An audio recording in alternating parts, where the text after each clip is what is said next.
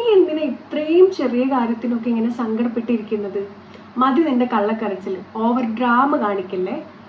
ഇത്തരത്തിലുള്ള ഡയലോഗ്സ് ഒക്കെ നിങ്ങൾ എപ്പോഴെങ്കിലും നിങ്ങളുടെ റിയൽ ലൈഫിൽ കേൾക്കുകയോ അല്ലെങ്കിൽ ആരോടെങ്കിലും പറയുകയോ ചെയ്തിട്ടുണ്ടോ?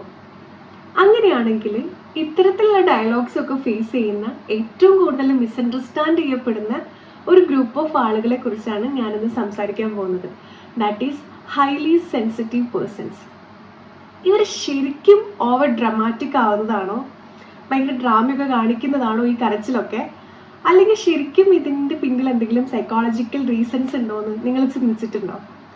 ബീയിങ് ഹൈലി സെൻസിറ്റീവ് എന്ന് പറയുന്നത് ഇവർ ഇപ്പം 24/7 ഇങ്ങനെ കരഞ്ഞുകൊണ്ടിരിക്കുക, അല്ലെങ്കിൽ ഇവർ ഭയങ്കര ഇമോഷണലി വീക്കാണ് എന്നൊന്നുമല്ല ഇതിനർത്ഥം. ഇതവർ അവരുടെ ലൈഫിൽ യൂസ് ചെയ്യുന്ന ഒരു ഡിഫെൻസ് മെക്കാനിസം ആയിരിക്കും. ഇത് ആക്ച്വലി ഒരു പേഴ്സണാലിറ്റി ട്രേറ്റ് ആണ്.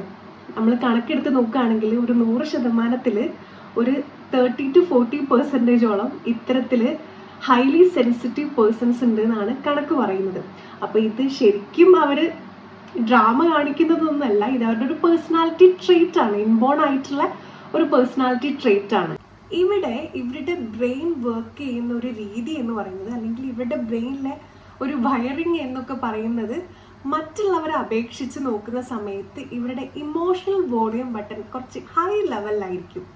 അതായത് ഇവരുടെ ഇമോഷൻസ് അവർക്ക് കുറച്ചുകൂടി ഡീപ്പായിട്ടായിരിക്കും ഫീൽ ചെയ്യുന്നത്. അതിനനുസരിച്ചിട്ട് തന്നെയായിരിക്കും അതിൻ്റെ റിയാക്ഷൻസും വരുന്നുണ്ടാവുക. ഇമോഷൻസ് കുറച്ചുകൂടെ ക്ലിയർ ആയിരിക്കും, ഇൻറ്റൻസ് ആയിരിക്കും.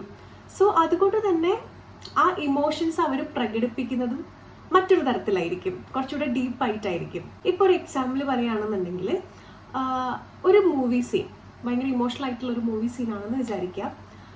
ചില ആളുകൾ അത് കാണുന്ന സമയത്ത് കണ്ണൊക്കെ വല്ലാതെ നിറഞ്ഞൊഴുകി ഭയങ്കരമായിട്ട് ഡൗൺ ആയിട്ട് ആ ഒരു സീൻ കാണുന്നവരുണ്ടാവും.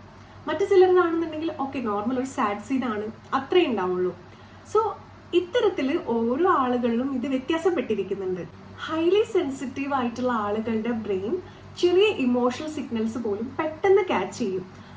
അതായത് അവരുടെ ഓപ്പോസിറ്റ് നിൽക്കുന്ന ആളുടെ ഫേസ് ഒന്ന് മാറിയ, അല്ലെങ്കിൽ സംസാരിക്കുമ്പോൾ ടോൺ ഒന്ന് ചേഞ്ച് ചെയ്ത, ഇതൊക്കെ അവരെ വല്ലാതെ ട്രിഗർ ചെയ്യുകയും ഡൗൺ ആക്കുകയൊക്കെ ചെയ്യും.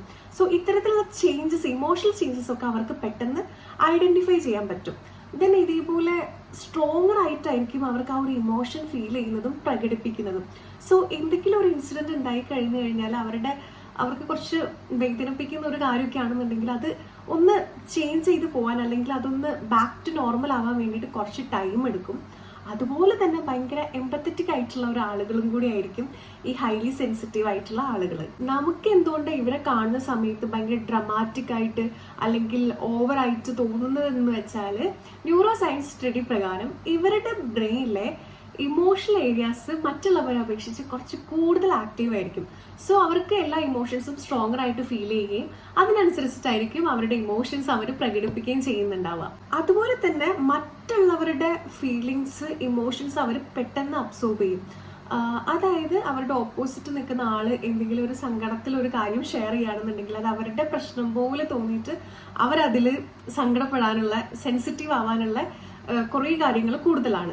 ദെൻ മറ്റൊരു മെയിൻ കാര്യം എന്ന് പറയുന്നത് ഓവർ തിങ്കിങ് ആണ്. ഭയങ്കരമായിട്ട് ഇവർ ഓവർ തിങ്ക് ചെയ്യും. ചെറിയ കാര്യങ്ങൾ പോലും ആലോചിച്ച് കുറച്ച് ഡിഫിക്കൽട്ട് ആക്കാനുള്ള ചാൻസസും കൂടുതലാണ്. പിന്നെ അതുപോലെ ലൗഡ് നോയ്സ്, ഭയങ്കര ഓവർ ക്രൗഡഡ് ആയിട്ടുള്ള പ്ലേസസ്, കുറച്ച് കൂടുതൽ റെസ്പോൺസിബിലിറ്റീസ് വരിക, ടെൻഷൻ വരിക, ഇതൊക്കെ അവരെ സംബന്ധിച്ചിടത്തോളം കുറച്ച് ട്രിഗർ ചെയ്യുന്ന ഫാക്ടേഴ്സ് ആണ്. സോ ഇത്തരത്തിലുള്ള സ്ഥലങ്ങളിൽ നിന്ന് അവരൊന്ന് ഹൈഡ് ചെയ്യാനും നോക്കാറുണ്ട് പൊതുവെ. ഇതൊക്കെ ആണെങ്കിലും ഈ ഹൈലി സെൻസിറ്റീവ് പേഴ്സൺസിന് കുറച്ച് ബ്യൂട്ടിഫുൾ ആയിട്ടുള്ള സ്ട്രെങ്ത്തും ഉണ്ട് കേട്ടോ. ഒന്നാമത് ഇവർ ഭയങ്കര ഡീപ്പ് തിങ്കേഴ്സ് ആയിരിക്കും. ദെൻ നല്ല ക്രിയേറ്റീവ് ആയിട്ടുള്ള ആളുകളായിരിക്കും. പിന്നെ അവർ ഭയങ്കര ഹോണസ്റ്റ് ആൻഡ് ജെനുവിൻ ഒക്കെ ആയിരിക്കും കേട്ടോ. അവർ ചെയ്യുന്ന കാര്യങ്ങളിൽ അവർ സത്യസന്ധമായിട്ടും അതുപോലെ മറ്റുള്ളവരെടുത്ത് ഭയങ്കര ഹോണസ്റ്റ് ആയിരിക്കും. പ്രധാനപ്പെട്ട ഒരു കാര്യം എന്ന് പറയുന്നത് മറ്റുള്ളവരായിട്ട് ഒരു ഇമോഷണൽ കണക്ഷൻ ബിൽഡ് ചെയ്യാൻ ഇവർക്ക് ഭയങ്കര ഈസി ആയിരിക്കും. പിന്നൊരു ചാലഞ്ച് എന്ന് പറയുന്നത് ചെറിയ കാര്യങ്ങൾ പോലും പേഴ്സണലി എടുക്കാനുള്ള ഒരു ചാൻസസും കൂടുതലാണ്.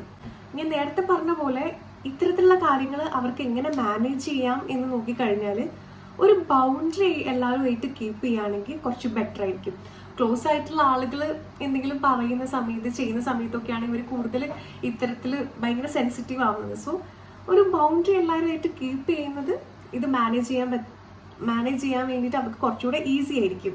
പിന്നെ ബ്രെയിൻ കുറച്ച് കൺജസ്റ്റഡ് ആയിട്ട് റെസ്റ്റ് ഇല്ലാതെ ഇരിക്കുകയാണെന്നുണ്ടെങ്കിൽ ഉറപ്പായിട്ടും ഒരു ഷോർട്ട് ബ്രേക്ക് എടുക്കണം, ബ്രെയിനിന് ഒരു റെസ്റ്റ് കൊടുക്കണം. ദെൻ മെയിൻ തിങ് എന്ന് പറയുന്നത് അവോയ്ഡ് ഹാർഷ് സെൽഫ് ടോക്സ് എന്നുള്ളതാണ്. അതായത് എൻ്റെ ഇമോഷൻ വാലിഡ് ആണോ, അല്ലെങ്കിൽ ഞാൻ എന്തിനാ ഈ കരഞ്ഞുകൊണ്ടിരിക്കുന്നത്, ഇത് ഭയങ്കര നെഗറ്റീവായിട്ടുള്ള കാര്യം അല്ലേ എന്നൊക്കെയുള്ള തോന്നൽ.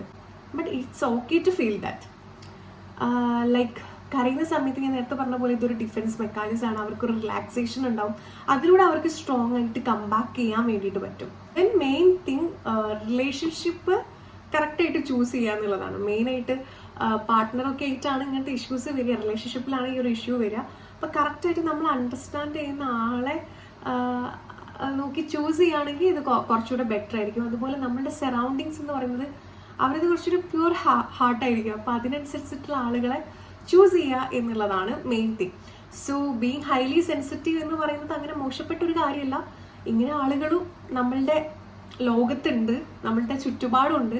അപ്പം അതിനനുസരിച്ച് നമ്മളും അവരെ നോക്കിക്കാണുക, അല്ലാതെ അവർ ഡ്രാമയാണ്, ചുമ്മാ കാര്യസാധ്യത്തിന് കരഞ്ഞുകൊണ്ടിരിക്കുകയാണ്, അങ്ങനെയൊന്നും ചിന്തിക്കാതെ അങ്ങനെയുള്ള ആളുകളെ അക്സെപ്റ്റ് ചെയ്യുക. ഹൈലി സെൻസിറ്റീവ് ആയിട്ടുള്ള ആളുകൾ നിങ്ങൾക്ക് പേഴ്സണലി അതൊരു ചലഞ്ചായിട്ട് തോന്നുന്നുണ്ടെങ്കിൽ മാത്രം നിങ്ങൾ അത് മാനേജ് ചെയ്യാൻ വേണ്ടിയിട്ട് നോക്കുക, അല്ലാതെ നിങ്ങളുടെ പേഴ്സണാലിറ്റി മാറ്റാനൊന്നും നിങ്ങൾ ട്രൈ ചെയ്യേണ്ട കാര്യമില്ല. സോ അത്തരത്തിൽ നിങ്ങളെ സറൗണ്ടിങ്സും നിങ്ങൾ അണ്ടർസ്റ്റാൻഡ് ചെയ്യുന്ന ആളുകളായിട്ടുള്ള കണക്ഷൻ ബിൽഡ് ചെയ്യുക. സോ നമ്മുടെ ലോകത്തും ഇങ്ങനെയുള്ള ആളുകളും വേണ്ടേ. So that's it. അപ്പോൾ എൻ്റെ ചാനൽ ആരെങ്കിലും ആദ്യമായിട്ട് കാണുന്നുണ്ടെങ്കിൽ സബ്സ്ക്രൈബ് ചെയ്യുക, സപ്പോർട്ട് ചെയ്യുക. ഇനി ഇതുപോലത്തെ കുഞ്ഞു കുഞ്ഞു ടോക്സ് ഒക്കെ ആയിട്ട് ഞാൻ വരുന്നതായിരിക്കും. So Tata, bye bye.